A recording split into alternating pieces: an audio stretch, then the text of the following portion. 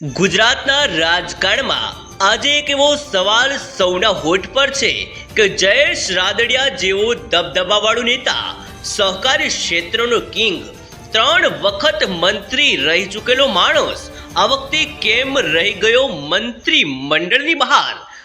જી હા મિત્રો, આખરે એવું તો શું બન્યું કે ભાજપે પોતાના જ લેવા નેતાઓ પરથી વિશ્વાસનો હાથ પાછો ખેંચી લીધો? જી હા મિત્રો, આજે અમે ખુલાસો કરવા જઈ રહ્યા છે એવા રાજકીય સસ્પેન્સનો, જેની શરૂઆત થઈ હતી એક ગભા પર મુકાયેલા હાથથી અને જેનું ક્લાઇમેક્સ પહોંચી ગયું છે શપથ વિના શનિવાર સુધી.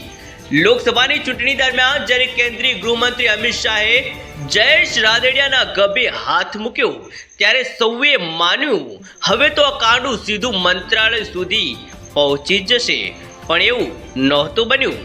અમિત શાહનો ગભે હાથ, ભાજપનું આંતરિક મેન્ડેટ અને એક સહકારી ચૂંટણી, આ 3 ઘટનાએ સાથે મળી નાખી આખા સૌરાષ્ટ્રના રાજકારણમાં મોટી હલચલ.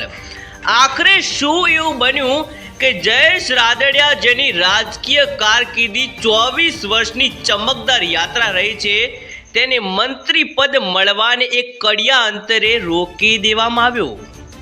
જી હા મિત્રો, જાણકારો કહે છે આખી રમત શરૂ થઈ હતી ઇફકોની ચૂંટણીથી.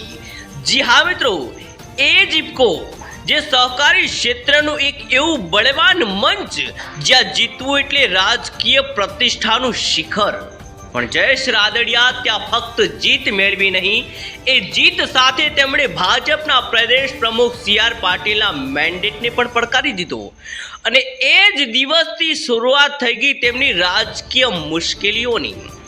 ભાજપે સ્પષ્ટ મેન્ડેટ આપ્યો હતો બિપિન ગોતાને, પરંતુ રાદડિયાએ ફોર્મ ભરી દીધું અને અંતે ચૂંટણી જીતી પણ ગયા.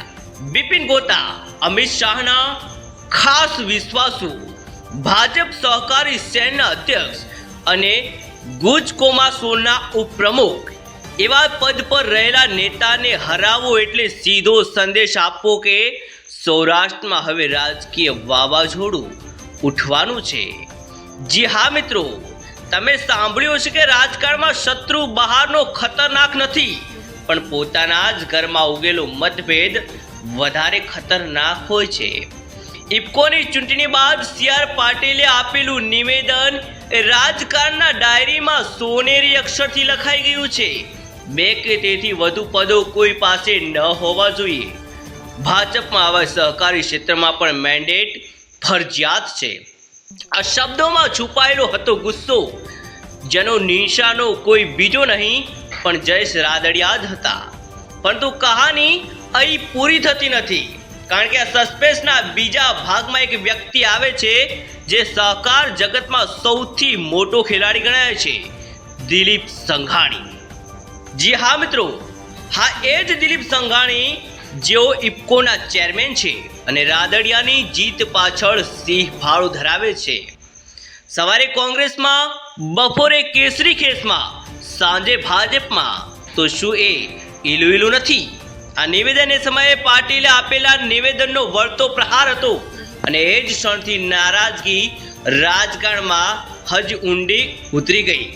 એક તરફ પાટીલ, એક તરફ સંઘાણી અને વચ્ચે ફસાઈ ગયા જયેશ રાદડિયા, જેની રાજકીય છબી સહકારના શહેનશાહ તરીકે ઓળખાય છે. સૌરાષ્ટ્ર જ્યાં લેવા અને કડપા પાટીદારોનું સમીકરણ નક્કી કરે છે રાજકીય સંતુલન, અને એ સમીકરણને બરાબર બેસાડવા ભાજપે કર્યો એક મોટો રાજકીય ખેલ. ભલે રાદડિયા બહાર રહ્યા હોય, પણ તેમના સ્થાને લેવા નેતા કૌશિક વેકરિયાનો સમાવેશ કરીને ભાજપે કડવા લેવા સંતુલન જાળવી દીધું. વિદ્યુત જોશી જેવા રાજકીય વિશ્લેષકોનું કહેવું છે ભાજપે હવે રાદડિયાને સહકારી ક્ષેત્ર સુધી સીમિત કરી દીધા છે. પણ શું આ સીમિત શબ્દોનો અર્થ એ છે કે રાજકીય સમાપ્તિ, કે પછી આ છે ફક્ત એક રાજકીય રાહ જોવાની રમત? મિત્રો, આ સવાલ છે જેના જવાબ માટે આજે આખી કહાની ઉકેલવાની છે અને અંતે ખુલશે સત્ય કે કેમ રાદડિયા થયા શપથ વિનાના શનિવારના મુખ્ય પાત્ર. જી હા મિત્રો, વાત કરવામાં આવે તો દરેક રાજકીય વારસાની શરૂઆત ક્યાંકથી થાય છે અને જયેશ રાદડિયાની કહાની શરૂ થાય છે એવા પિતાથી, જેને સૌરાષ્ટ્રમાં લોકો છોટે સરદાર કહેતા.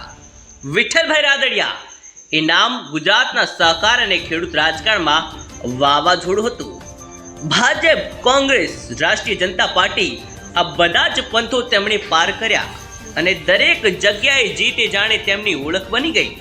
એક વખત તેમણે શંકરસિંહ વાઘેલા સાથે મળીને ચૂંટણી લડી હતી અને આખા ગુજરાતમાં એ પાર્ટીને ફક્ત 4 બેઠકો મળી, પણ એ 4 પૈકી એક વિઠ્ઠલભાઈની હતી. હા, એ જ તેમની લોકપ્રિયતા હતી. જ્યારે તેઓ ધારાસભ્ય કે સંસદ સભ્ય બન્યા ત્યારે અધિકારીઓ જાણતા વિઠ્ઠલભાઈ સામે ખોટું બોલવું એટલે આપત્તિ બોલાવી. તેઓ સીધા હતા પણ ઝૂકતા નહોતા. એ વખતે વિઠ્ઠલભાઈ મંચ પરથી કહ્યું હતું, જો અધિકારી ખેડૂતનો ન સાંભળે તો હું એ અધિકારીઓનું સાંભળતો નથી. આ દબંગપણું, આ જ આત્મવિશ્વાસ જયેશ રાદડિયામાં પણ આવ્યો. 1981માં જામકંડોરણામાં જન્મેલા જયેશ રાદડિયાએ પિતાના રાજકીય સંસ્કાર સાથે મોટા થયા. સિવિલ એન્જિનિયરિંગમાં અભ્યાસ કર્યો, છતાં તેમનો રસ રાજકારણમાં હતો અને યુવા વયથી જ એબીવીપીમાં સક્રિય થયા. 2007માં પહેલીવાર તેમણે કોંગ્રેસની ટિકિટથી ચૂંટણી લડી.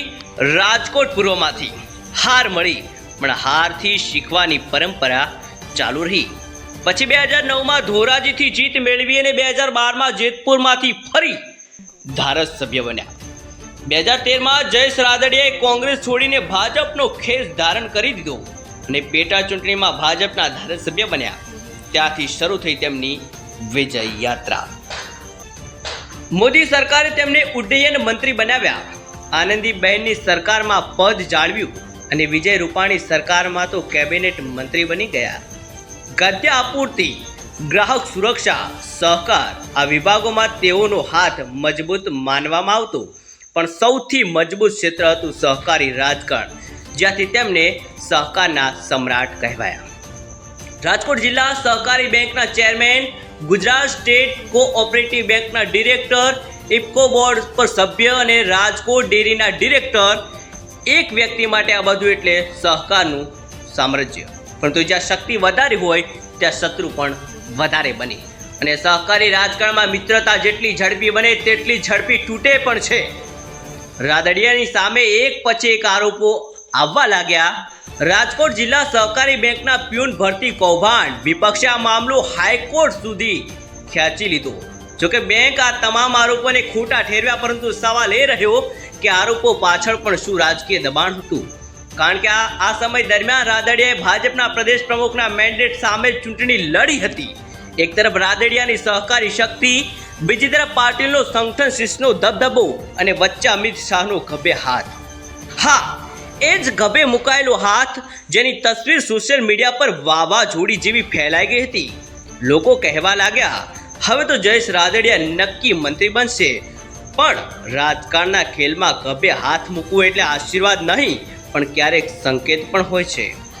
જી હા મિત્રો, 2025ના શપથવિધિ સમારંભે જ્યારે નવા મંત્રીઓને શપથ લીધા ત્યારે કેમેરા દરેક નેતા પર ફરતા હતા, પણ એક ખુરશી પર નજર અટકી ગઈ. એ હતી જયેશ રાદડિયાની ખાલી ખુરશી. લોકો વચ્ચે ચર્ચા, આ શું થયું? રાદડિયા નથી, એમને કેમ બહાર રાખ્યા? આ પ્રશ્નો ફક્ત જનતાના નહોતા, આ પ્રશ્નો ભાજપના આંતરિક વર્ગમાં પણ ગરમી ફેલાવી રહ્યા હતા. વિદ્યુત જોશી કહે છે, ભાજપે લેવા અને કડવા સમીકરણ બેસાડવા માટે રાદડિયાને છોડ્યા. અર્થાત રાજકીય ગણિતે માનવ સંબંધો પર વજન મેળવી લીધું. મિત્રો, રાજકીય વિશ્લેષક કૌશિક મહેતાએ એક રસપ્રદ વાત કહી. સી.આર. પાટીલની નારાજગી હજી સમાપ્ત થઈ નથી અને એ નારાજગીનું ફળ છે આ મંત્રી પદમાંથી બહાર રહેવું. એ જ લાઈન હવે રાજકીય ડીકોડિંગમાં ફેરવાઈ ગઈ. ઘણા નારાજ થયા હતા, એમાં રાદડિયા એક મુખ્ય નામ. ભાજપ એક તરફ રાદડિયાને સહકારી ક્ષેત્રમાં જ રાખ્યા અને બીજી તરફ તેમના વિરોધી જૂથના કૌશિક વેકરિયાને મંત્રી બનાવી દીધા. આ બેલેન્સિંગ એક્ટની રમત હવે સૌરાષ્ટ્રના પાટિયામાં વાગી ગઈ. હવે સવાલ એ છે કે આ જુગાર સફળ થશે કે નહીં? કારણ કે રાદડિયા જૂથનું પ્રભાવ લોકલ બોડી ચૂંટણીમાં ખૂંટે છે. જો નારાજગી ઉભરશે નહીં તો ભાજપ જીતશે, પણ જો આ નારાજગી ઉઠી જશે તો સહકારનું સામ્રાજ્ય ભાજપ માટે પડકાર બની શકે છે. પણ જયેશ રાદડિયા તો અલગ જ મિજાજના છે. જ્યારે પત્રકારોએ પૂછ્યું તમે નારાજ છો, તેમનો જવાબ શાંત અને આત્મવિશ્વાસથી ભરેલો હતો. હું 30 વર્ષની ઉંમરે મંત્રી બન્યો હતો, 10 વર્ષ સેવા કરી, હવે બીજાને તક મળે એ આનંદની વાત છે. આ શબ્દોમાં કોઈ ગુસ્સો નહોતો, પણ રાજકીય મેચ્યોરિટી ઝળકતી હતી. કેટલાક માટે આ વિનમ્રતા હતી તો કેટલાક માટે પોલિટિકલ પોઝ. કારણ કે સૌરાષ્ટ્રની રાજકીય ફાઇલમાં રાદડિયા હજી પણ કિંગ મેકર માનવામાં આવે છે. જો તમે રાદડિયાને સમજી શકવા માંગો છો તો તેમના શબ્દો સાંભળવા પડે, એ શબ્દો જે વારંવાર વાયરલ થયા. જ્યાં સુધી આ કાંડામાં તાકાત છે ત્યાં સુધી પીછે હઠ નથી કર્યું. આ એક લાઇનમાં ઝળકે છે રાદડિયાનો આત્મવિશ્વાસ, તેમનો ટોન, તેમનો અંદાજ, બધું દબંગ. અને આ દબંગ પણ ક્યારેક રાજકારણમાં જોખમ પણ બને છે. જામકંડોરણામાં 30 વર્ષનું વાવેતર પિતાએ કર્યું, તેમને લડવાનો અધિકાર ફક્ત મને જ છે. આ લાઈન રાજકીય રીતે ઝટકો આપી ગઈ. કેટલાક માટે ભાવાત્મક શબ્દો હતા, પરંતુ વિરોધીઓ માટે આ અહંકારનો સંકેત બની ગયા. રાજકારણમાં શબ્દો તલવાર કરતાં વધારે ઘા કરે છે અને રાદડિયાના શબ્દોએ એકવાર ફરી રાજકીય ચર્ચા ગરમ કરી દીધી. જાણકારો કહે છે આ તીખા તેવર, આ ખુદ પરનો વિશ્વાસ, આપણે જોઈએ તેવી સ્પષ્ટતા, એ જ તેમની તાકાત છે અને એ જ તેમની રાજકીય જોખમ પણ. શુક્રવારની સવાર કમલમમાં મંત્રીઓની યાદી તૈયાર થઈ હતી. દરેક નામ પર ચર્ચા, સમીકરણ અને ફોર્મ્યુલા, અને પછી સાંજ સુધી એક નામ ગાયબ, જયેશ રાદડિયા. એ દિવસથી સૌરાષ્ટ્રના રાજકારણમાં એક નવી ચર્ચા શરૂ થઈ ગઈ. શું ભાજપે પોતાના સહકારી કિંગને સેટ અસાઇડ કરી દીધા? પરંતુ જો રાજકારણમાં તમે નજીકથી જુઓ તો અહીં કોઈ અંત નહીં, ફક્ત આગામી પળની રાહ છે. રાદડિયા જેવા નેતા માટે મંત્રી પદ ન મળવું અંત નહીં, પરંતુ નવી રાજકીય તૈયારીની શરૂઆત છે. કારણ કે તેઓ કહે છે અમે ખેડૂત માટે કામ કર્યું, સહકાર માટે કામ કર્યું, લોકો માટે કામ કર્યું, એ જ આનંદની મોટી વાત છે. અને કદાચ આ જે લાઈન છે જે બતાવે છે કે રાદડિયા ભલે મંત્રી ન હોય, પરંતુ સૌરાષ્ટ્રની રાજકીય સમીકરણમાં તેઓ હજી બેલેન્સિંગ ફેક્ટર છે. આ હતી જયેશ રાદડિયાની રાજકીય સફર, એક એવી કહાની જ્યાં સિંગડા ભેરવવા, મેન્ડેટ પડકારવું, સહકાર જીત્યા પણ શપથ રહી ગયા. શું આવનારી ચૂંટણીમાં રાદડિયા ફરી મંચ પર પરત ફરશે કે ભાજપ તેમને સહકારી મંચમાં જ રાખશે? આ જવાબ સમય જ બતાવશે, પણ સવાલ આજે પણ જીવંત છે. મિત્રો, તમે જોઈ રહ્યા હતા બ્રેકિંગ ન્યૂઝ યુટ્યુબ ચેનલ. જો તમને આજની રાજકીય સ્ટોરી પસંદ આવી હોય, અંદરની વાત પસંદ આવી હોય તો લાઈક, શેર અને સબસ્ક્રાઈબ કરી દેજો અમારી આ યુટ્યુબ ચેનલને. સાથે વિડીયો ક્યાંથી જોઈ રહ્યા છો એ પણ જણાવજો.